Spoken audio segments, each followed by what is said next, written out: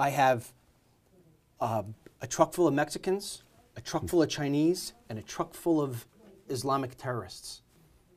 What truck do you not want entering the United States? Chinese. Do you think President Obama believes that there are Chinese coming over the border through Mexico? I don't know. I'm not certain, and that is where we may disagree. I'm not certain how much we have to fear Chinese coming across the border.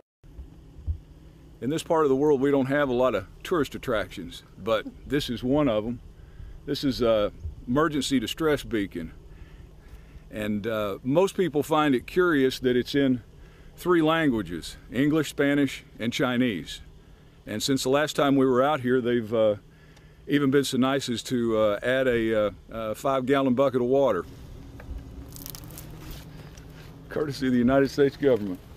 This has been here at least a couple of years. They put it here for a specific reason because this is the point that they travel quite a bit. There are 8 of them along the Texas border. I have a question for you. Why do you think that sign should be down along the border in Texas? Written in English, written in Spanish, and in Chinese. The government made that, Congressman. Our government? Yes. I mean, you've been in Congress for 22 years, right? Right. Okay. Has anybody ever showed you that picture before? No. Nobody's ever. No. Nobody's ever gone to one of your hearings and said, "Look at this picture." No. No. Marketing 101. Make your advertisements to the people who are going to read them.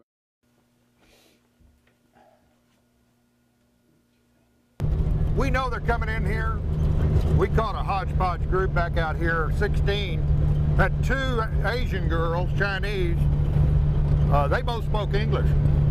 And both of them paid $50,000 each to come in here. No kidding. Oh yeah. Then we had, and in that same group, we had at least 3 or 4 Indians and a couple of Pakistanis. Okay. I think there was 1 Mexican in the group. That was it. Am I wrong in saying that the president's #1 job is to keep Americans safe? Yeah, everything else is secondary to that. Clearly, it's not even that it's the main, it's almost, to me, it's a #1, 2, and 3. Everything else, no matter how important anything else is, health, education, none of that matters if we're dead. How would you describe President Obama's attitude toward the war on terror? I would say it's very schizophrenic, damaging, and it's been very frustrating. So, Congressman, what you're saying is that the #1 job of the President of the United States is being handled in a schizophrenic manner. Yeah.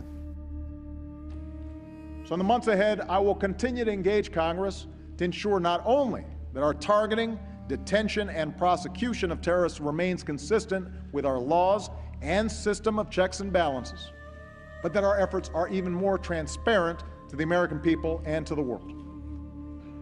We cannot look back years from now and wonder why we did nothing in the face of real threats to our security and our economy.